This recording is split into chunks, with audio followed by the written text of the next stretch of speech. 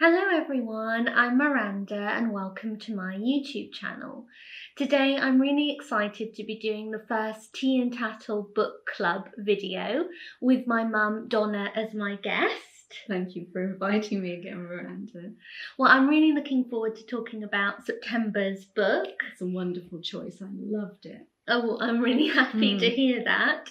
So our choice for September was The Fortnight in September by R C Sherriff, which is a Persephone classic book. And I hope everyone, if you've been reading along this month with us, I hope you've been enjoying it too. Tea and Tattle Book Club is a seasonal book club, so each book that we choose each month will reflect the season in some way.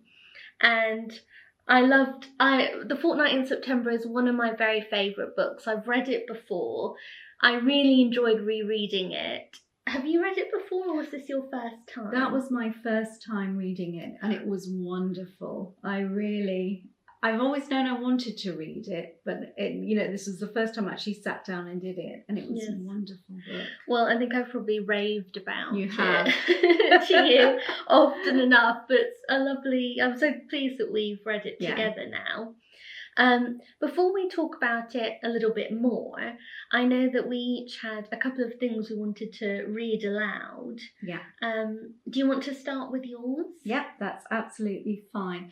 I wanted to read a little bit about, it's from the Persephone Quarterly, which at this point was coming out 4 times a year. I don't think it does that anymore, but this is from number 31, which is autumn 2006. You can find it on the Persephone website, and it's got a lovely little description when they first published A Fortnight in December that I thought it would be nice to read out loud to you.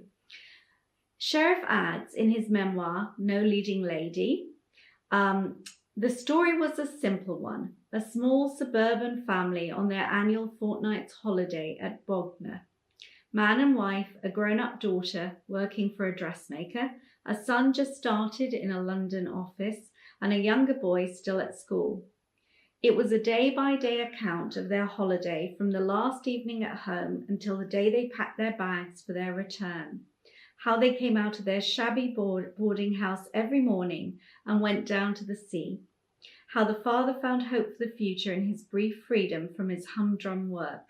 How the children found romance and adventure. How the mother, scared of the sea, tried to make the others think she was enjoying it.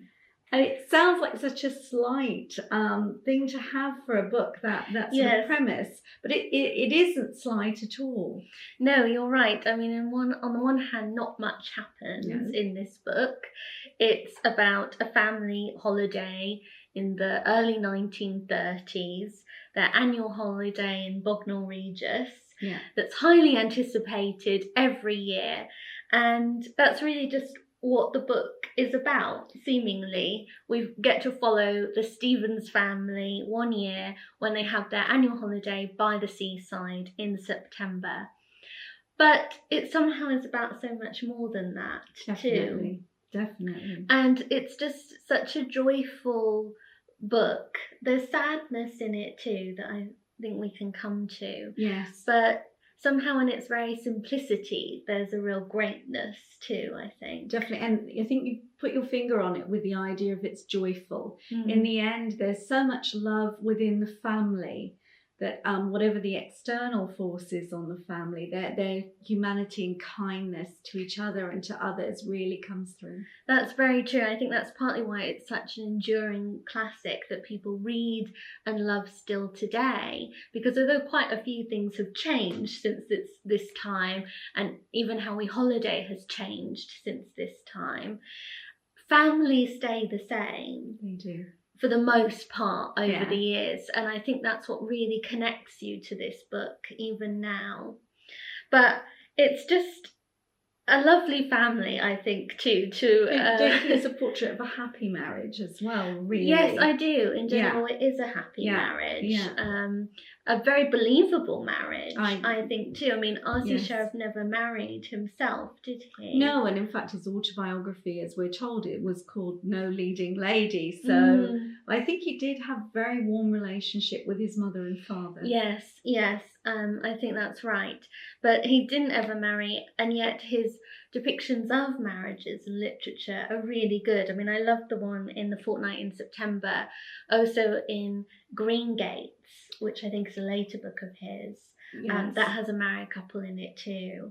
And on the sort of, just as the husband retires, which can be a tricky time for some marriages. Definitely. We know that. Yes, and it is a tricky time in this book, but there is the solidity of a happy marriage in that book too, which I enjoyed a lot.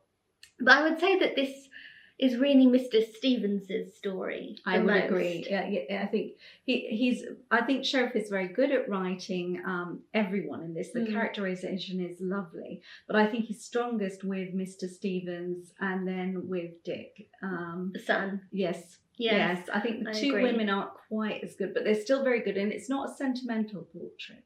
No, which is another real strength of the book, is it avoids sentimentality.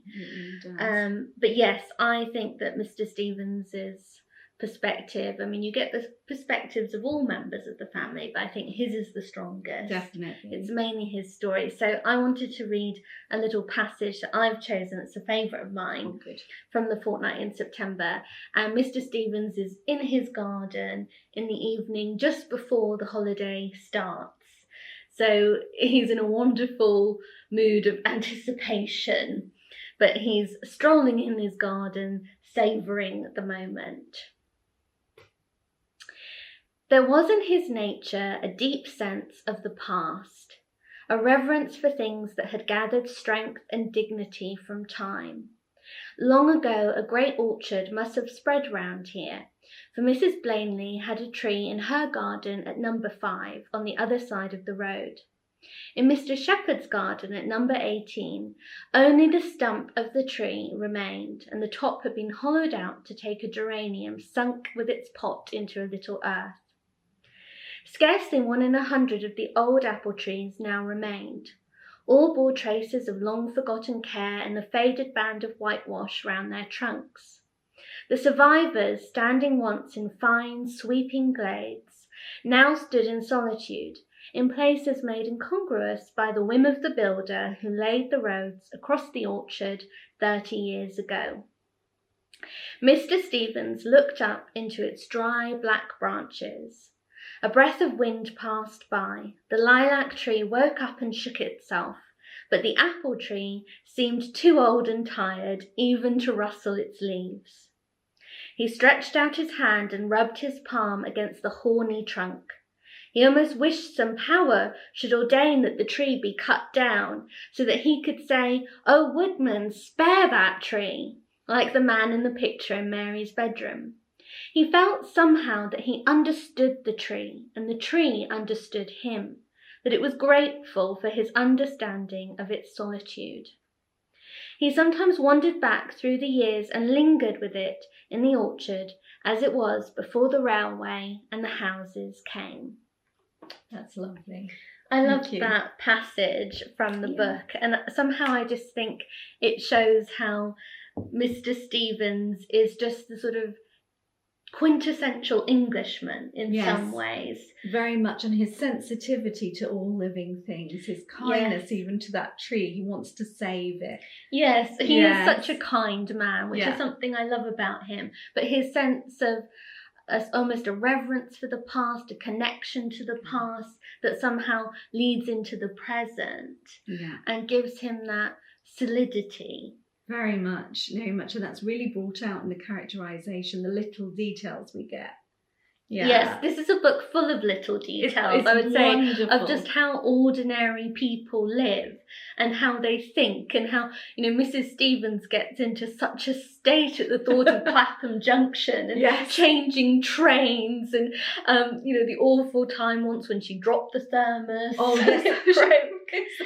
And you really feel it with her. It's so well done, and you don't laugh at Mrs. Stevens' nervousness. You feel it, you understand it. Yes. We've all had that sort of anxiety. Yes, I think. well, I certainly have. Yes, anyway, me too. Going on a train journey, I can completely sympathise with the madness of dealing with Clapham Junction. I loved the bit with her in the train going by, and I think she's worried about whether she's left the window ajar or something. Yes. And there's little details like that. And the whole business of how they pipe clay, they run outside. She runs outside in the morning to pipe clay the youngest boy's shoes. Yes. And I thought, what on earth is pipe clay? So did I. Didn't know what it was, but it's this sort of detail. It's how they used to whiten shoes, so canvas and leather shoes, I think. Yeah, it's packed full of period detail. Wonderful. Which I love too. I mean, I adore interwar literature, and I love books that are full of that sort of period detail that you just, it would be forgotten otherwise, wouldn't it? It would. But something else that I absolutely loved about this book, and I loved about Mr. Stevens' character, was how they have real family traditions, and they know how to make sort of red letter days. That's obviously, they're very much like that family. I think you and I try to do that. Yes, we do. Love traditions and doing special things, even small things, and these things are small that they do. Yes, even the way they make the last evening before the holiday starts so special, and Mrs. Stevens cooks a special meal that they can enjoy, and she makes apple dumplings because that's Mr. Stevens' favourite dessert. And well, you made not quite apple dumplings, but an apple pie in honour of the first book club, which smells delicious. I wish that smell could come through the camera. Yes, because it smells amazing. We'll have to cut into it later. It's a bit hot right now, I think. I don't know. Yes, maybe still a bit warm. Yes, but wish we could give you a slice. But I'd highly recommend baking an apple pie in honour of the fortnight in September and having your own slice. But yes, I think that we love creating family traditions. Perhaps people do that a little less now, but certainly a lot of families have Christmas traditions, for instance. I think that's great. People, of course, holiday a lot more now than they ever did then. It was such a big deal then. You realised he only had 2 weeks holiday a year, and it was so important that they all got their 2 weeks of their fortnight at the same time. Yes. And so the build up to the holiday was almost as important as the holiday itself.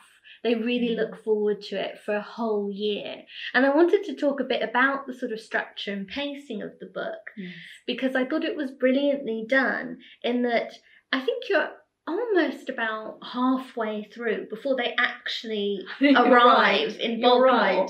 This whole first half of the book is just about the evening before, the build-up of anticipation, the morning they set off, all of the plans that they've set in place, Mr. Stevens' marching orders. I love that. Before anything else, marching orders, they all get their jobs to do. They all get the jobs to do so that everything is packed, everything is sorted properly before they leave.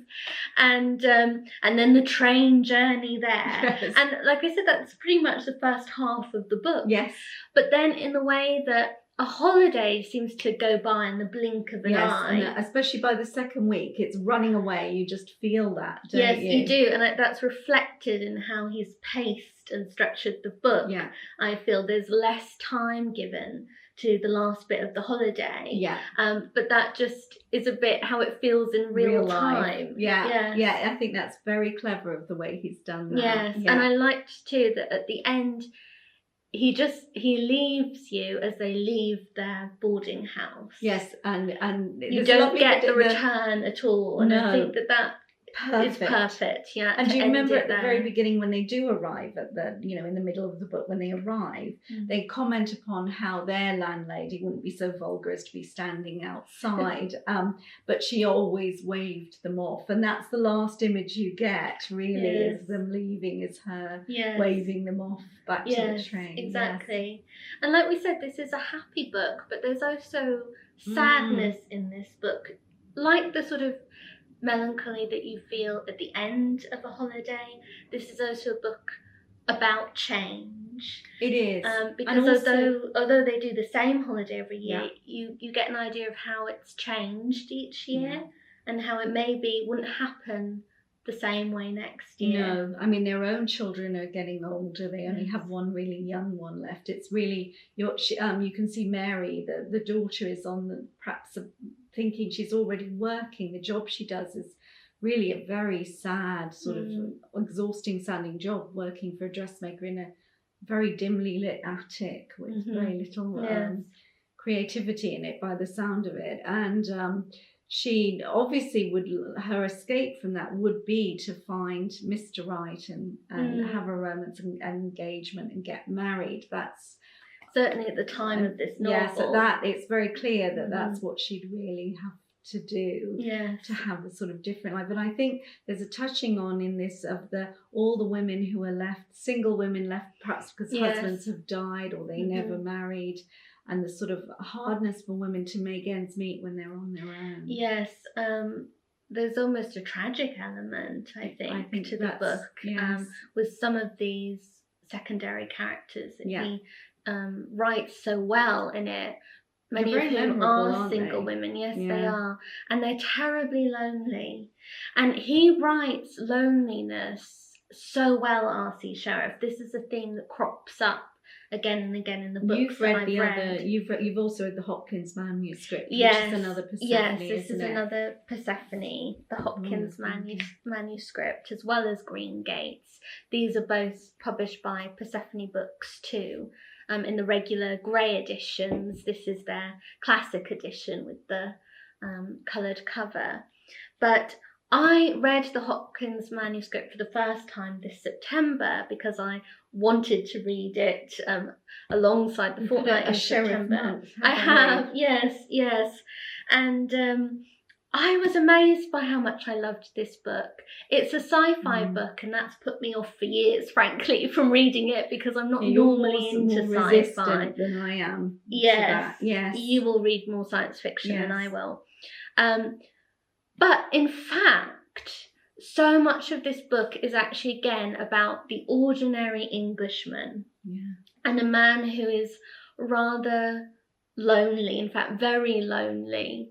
And he gets caught up in the sort of petty trivialities of his existence and of village life. But he also has to respond bravely when a catastrophe happens. You've made me want to read it. Well, it really is. It's so touching. It breaks your heart in a way too. But it's a wonderful book. And in Green Gates too, he also writes about the loneliness that comes in older age and with retirement. Yeah. And I think that this he touches on in The Fortnight in September too. And I think that slightly melancholy feel to the book is part of what makes it a really good autumn read too. It is. That's so true, actually. It's not just that it's set in September, but it has a September feeling to it. Yes, something is going to change. We're going to approach autumn. Will the holiday come? Yes. I mean, Bognor, it doesn't make you really want to go to Bognor. It sounds like a very typical. I mean, I was born and lived in Dorset, but very close to Poole and Camphor Cliffs and Bournemouth beaches. And I think these sort of very lower middle class places that people used to go to the seaside, and yet dressed up to go. They wore in the train journey. They were very smartly dressed, and comfortably. Jacket, yes. And he relaxes to the extent of being on the seaside by removing his tie. Yes, having an open collar. Yes. I mean, still, it would be so overdressed today. And their obsession about getting a tan was fascinating for us, wasn't it? I mean, that's a detail that has changed so much. They rubbed olive oil into themselves to tan better. But health, I think they thought. I think so, definitely. And they just didn't, know at that point the dangers. Totally. But something that really enhanced my reading of The Fortnight in September with this reread was because I just read Essenda Maxstone Graham's book British Summertime Begins, the school summer holidays from 1930 to 1980. It's perfect because this was published in 1930. Or 1931. Yeah, I think, one of those. Yeah. So some of this book fits perfectly Absolutely. with the details. And one thing I hadn't realised was that in those days, summer holidays went a lot longer. They went well into September. Yes, I'm talking about the school summer holidays. Yes. So that was an interesting detail. Yeah. But also she's got wonderful chapters in here about the class distinctions in how you holidayed, where you holidayed. This is very much about the sort of middle class, lower middle class, lower middle class holidaying, and she gets it exactly right in this. She whether you swim or you bathe. Yes, I thought that was lovely. It was a brilliant read along. It really enriches. Yeah, I can't recommend this enough. If you've read The Fortnight in September and enjoyed it, please read this too, because I think it just adds so much to your understanding of the time period. It's also just a hilarious and really interesting book to read, all about how British children and families holidayed in the school summer holidays in these years. And it captures that British summer holiday and the way that people went back to the same place over and over again. And I don't think we do that anymore. Like I said, we holiday in quite a different way now. I think so. I mean, certainly in Canada, for instance, I know that your dad's family do still go to the lake because they've got a cottage there. Yes. And there is some of that going on still, and where people maybe have a place they rent every year or something like that. Yes, that's true. But the way they go back to the same boarding house, they go to the same spot on the beach pretty much too, the same place. That was amazing. They had almost their spot on the beach that they knew. But there's a change this year because they have. Yes. They managed to get themselves a very sort of classy beach hut they rent, and that's a major excitement. Yes, but it is. You can imagine. They describe it so well, and you can see what an advantage. I mean, I remember even as a child, we would sometimes rent a beach hut, even though we lived. It was very nice. You could have a cup of tea. You'd bring your kettle and everything. And it was wonderful. And yes, I think, there's so much there that you can still see, but it was really exciting that they got to have the beach hut. It really improved their holiday experience. Yes, exactly. And I think the magic of this book is you as the reader feel just as anxious that they get that beach hut, and then just as joyous when it works out. And you just follow them every step of the way. And I think that R C Sherriff just brings alive those tiny moments in life that actually add up to a lot and make a holiday special and memorable, and make family time special. One of the sweetest bits is where Mrs. Stevens treated her husband, insists that she always have a glass of port. Oh, yes, I loved that. Wonderful. She had one of these things that it always sounds a bit Victorian. The doctor had said she had her blood was a bit thin, whatever that means, maybe anemic or something, but recommended a medicinal glass of port when she was ill at one point. And on her holiday, Mr. Stevens insists that she have a bottle of port, so she has a glass every night. And it's her description of that wonderful hour where she has no responsibilities. And you can tell that at home she's always running, always having to do stuff. But this is her moment. She puts her feet up, she has a glass of port, she reads a magazine, and you just understand why she loves it, especially as she's the one who doesn't actually like the sea. Yeah, that's one of my very favourite bits, actually, is the description of how she loves just that hour in the evening on her own with her glass of port. And I finished this just last night, I think, my reread, and we had a glass of, we didn't have port, so we made do with a glass of sherry, but in honour of Mrs. Stevens. And yes, that was lovely. It was. You also listened to the Journey's End, the play. So R C Sherriff shot to fame when he wrote a play called Journey's End that is still very well known.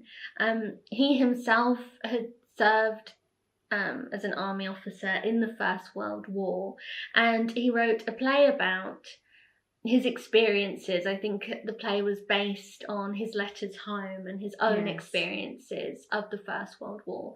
And he wrote a play, again, about mainly very ordinary men waiting in a dugout before a big attack by the Germans takes place. Was it over a day or longer? Longer than a day, I think, but not that long a period of time, like a few days maybe. And it's a wonderful play, and I really recommend. I listened to the BBC dramatisation of it that I found on Audible. I'll link to it in the description box, because it's really good if you don't know it already. But even if you do, they've added in some interviews with, you can hear a bit of R C Sherriff, which is wonderful, with a range of sort of actors and writers about the play and about his life a little bit too. That must be fascinating. Yes, he had an interesting life, didn't he? He did, and we feel quite a personal connection to him in some ways, because I mean, I think he wrote Journey's End to begin with to help support the Kingston Rowing Club, because he was a member. Yes, he was. And he wrote some plays trying to make money for them. Yes, he went to Kingston Grammar School, I think. And he was born in Hampton Wick. Yes, and we lived in Kingston for about 4 years. Yes. And so we sort of know that area really well. Yeah. And I love that kind of serendipity where you sort of feel that connection with an author. And that's one thing I love about Green Gates too, is part of it is set in Bromsbury Park in North London. Wow. And we could walk to there from when we lived in West Hampstead. So I love that when you get that kind of connection. But yes, he did have a really interesting life, and he went on to write, well, he went to Hollywood for a bit. He wrote screenplays for some really, really well-known films, like the film of Mrs. Miniver, Goodbye, Mr. Chips, The Invisible Man. Many others. Yeah, the Dambusters. Yes, that's right. Yeah. So he was really successful at that. But then he also wrote these sort of quiet novels of English domestic life, essentially, too, which I absolutely love. So if you have read and enjoyed The Fortnight in September, I thought we could also give you some ideas for what you might want to read next. Obviously, I think you should read Green Gates. This could almost be read as like a follow-up to The Fortnight in September. The couple in it don't have children, but they could almost be Mr. and Mrs. Stevens, older at a different stage of life. So it's a wonderful book to read if you've just moved to the countryside, because this is what they do in the book. And it's just a brilliant amount of detail about buying a home and what a modern home meant in these days, which I really love. I also highly recommend the Hopkins manuscript. This, like I said, I enjoyed it so much more than I was expecting. I want you to read it now. I think I'll really enjoy it. Yes, I think so. British Summertime Begins, of course. And funnily enough, one of my favourite books is The Remains of the Day. Yes. And it reminds me a little bit the loneliness aspect, and also the sort of changing times too. Changing times, the touch on class distinction, which is very much a theme in Sherriff's books too, and the sort of social hierarchy. And that really comes up in Remains of the Day. And in fact, Ishiguro has said that The Fortnight in September, I think, is one of his favourite books. Oh wow! Yeah. So, and I think you can see that in some ways in The Remains of the Day. So, if you haven't read The Remains of the Day, it's a brilliant book, but also well worth a reread after reading The Fortnight in September. In a way, I think that's brilliant. I think I would suggest, it's a different period, it's the 1860s, but I loved, it's another Persephone book that you can get, or it's an old Oxford classics, I think, is A London Family in the 1860s. And they do holidaying in Cornwall, so you'd get some of the sort of travelling to Cornwall and the beach and this type of idea. M.V. Hughes? M.V. Hughes, Molly V. Hughes, yes. Also, if you love the sort of that book, you might want to go on and read. There are 3 sequels plus Vivian's, which is about her mother. which I found lovely too. It's set more in Cornwall, that one. But I recommend those as well. Wonderful. And they've got the family detail in those, the closeness yes, of the that's family. true. Yeah, that's wonderful. Yeah. Well, shall we announce what the next book club pick is do. going to be? Yeah, this was a big decision. It was a big decision. We did dither. Yes. Which is unlike us. Dithered quite a lot, but in the end, we've settled on Affinity by Sarah Waters. And I'm excited to try this one. I don't know Sarah Waters very much other than Fingersmith, you know. Yes. And I've read The Night Watch, which I thought was brilliant, and The Little Stranger, which I wasn't so sure about. So, interesting. Yeah, I'd like to try and read The Little Stranger. Yes, it would be a good one. As well. But we've chosen Affinity, and I think it will make a great October read because it's mainly set in October and November, and it's quite a sort of spooky tale, I think, too. Tick all the right boxes. Yes, hopefully. So please read with us. We love it. If you feel like it, please do. Now, shall we cut into this pie? Well, we need a knife. We'll have to get a knife. Shall I go and get one? We'll get one. Yeah. Oh, we're back. Here we are. With plates, well, spoons and a knife. So, yes. Well done. Do you want me to? Yes, be mother. You be mother. You be mother. Yeah. Let's have a go. Let's hope it's nice and very exciting. We fiddled with this version of the recipe. We did. It's my classic pastry, which I always make. Yes. For pies, which I find very reliable. With my I'll have to put the recipe on my blog at some point. Yeah, it's a good one because I add some icing sugar in. Yes, that's your sort of top tip for making pastry, sweet something pastry. Like this. And it'll break this first one. That's all right. The first one always does, doesn't it? Should still be all right. I think you did really well. Thank you. There. Wish you were here too to have a slice. And then I used, Aaron, the cookbook that you bought recently. Yes, that's written by the girl. I think she won. Well, she was a finalist in the Great British Bake Off at some point. Yes. She has this cafe in Scotland. Yeah, and she's written a couple of place to cookbooks. go. Yes, I want to go there sometime. That would be really fun, wouldn't it? It would.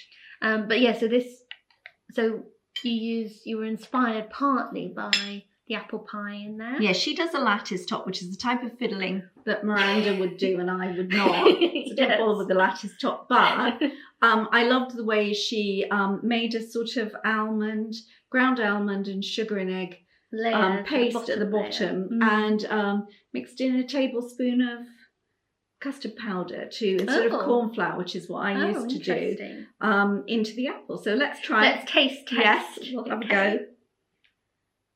Tell me what you think.